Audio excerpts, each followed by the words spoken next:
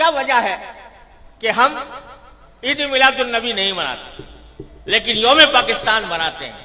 آزادی پاکستان کا دن مناتے ہیں؟ تو میں اس کی وضاحت کرنا چاہتا ہوں کہ اس میں کوئی شک و شبہ نہیں ہے کہ اس کائنات کی تاریخ میں سب سے بڑا عظیم دن وہ تھا جس میں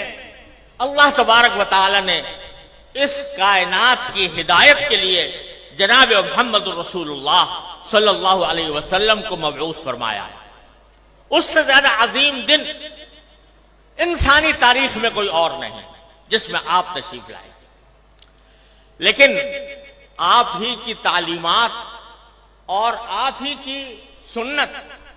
اور آپ کے جانثار صحابہ کرام کی سنت یہ ہے کہ انہوں نے کبھی نبی کریم سرور عالم صلی اللہ علیہ وسلم کا دن نہیں منایا، اور اس لیے نہیں منایا کہ اللہ تبارک و تعالی نے رسول کریم صلی اللہ علیہ وسلم کو اس لیے مبعوث فرمایا تھا تاکہ آپ کی ہدایت کی روشنی سے یہ کائنات منور ہو اور لوگ آپ کی تعلیمات کی اتباع اور پیروی کریں۔ آپ کی ذات والا صفات وہ ہر قسم کی رسمی کارروائیوں سے کہیں بالا تر ہے، اور حضرات صحابہ کرام جو آپ کی زندگی کے ایک سانس کے بدلے اپنی ساری زندگیاں نچھاور کر سکتے تھے، انہوں نے کبھی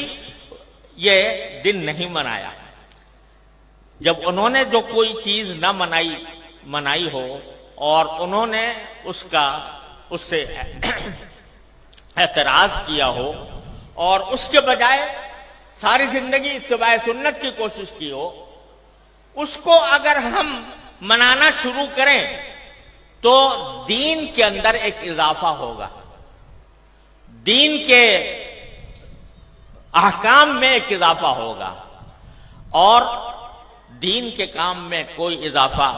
وہ بدعت کہلاتا ہے۔ من احدث فی امرنا ھذا فہو رد، تو وہ بدعت بن جاتا ہے کیونکہ وہ ایک مذہبی معاملہ ہے۔ عید میلاد النبی مذہبی تقریب کے طور پر منائی جاتی ہے، مذہبی عید کے طور پر، عید کا نام اس کا رکھا گیا ہے، اور وہ مذہبی تقریب ہے، اور مذہبی تقریب اگر کوئی شخص مذہب کا حصہ سمجھ کر وہ بنائے گا تو دین میں ایک اضافہ ہوگا جس کا نام بدعت ہے۔ اس لیے ہمارے اکابر علماء کرام نے اس بنانے کا اہتمام نہیں کیا۔ جہاں تک یہ 14 اگست کا تعلق ہے، 14 اگست کے یوم آزادی کا تعلق ہے، یہ کوئی مذہبی تقریب نہیں ہے، یہ کوئی دینی اجتماع نہیں ہے، یہ دینی تقریب نہیں ہے، بلکہ یہ ملکی تقریب ہے، اور ملک کی آزادی کے طور پر، اس کے ایک نشان کے طور پر اس کو منایا جاتا ہے۔ کوئی شخص بھی جو اس کو منانے والا ہے وہ اس کو دین کا حصہ سمجھ کر نہیں مناتا، اس کو مذہب کا جز سمجھ کر نہیں بناتا، بلکہ ایک ملکی تقریب ہے۔ ایک ملک کے اللہ تبارک و تعالیٰ نے ایک ملک ہمیں عطا فرمایا، اور ایسا ملک عطا فرمایا جس کی تفصیل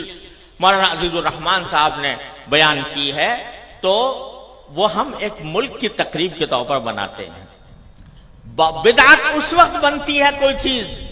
جو شریعت میں نہ ہو اور شریعت کا حصہ اس کو بنا دیا جائے، لیکن یہ کوئی شریعت کا حصہ نہیں، یہ کوئی دین کا کوئی دینی تقریب نہیں، دینی عید نہیں، دینی مذہب نہیں، دین کا کوئی مذہبی حصہ نہیں، لہذا یہ ایک ملکی تقریب ہے۔ اور یہ ایسا ہے جیسے کہ اگر کوئی شخص اپنے گھر کے اندر کسی اپنے گھر کی تعمیر ہوئی اور اس تعمیر کے اوپر کوئی اجتماع کرے، کوئی دعوت کرے، تو یہ کوئی مذہب کی تقریب نہیں ہے، کوئی دین کی تقریب نہیں ہے۔ اسی طریقے سے ہم یوم آزادی پاکستان کا اس لیے مناتے ہیں کہ اللہ تبارک و تعالیٰ نے اپنے فضل و کرم سے یہ نعمت ہمیں عطا فرمائی تھی، اور ملکی تقریب کے طور پر اس کو منایا جاتا ہے۔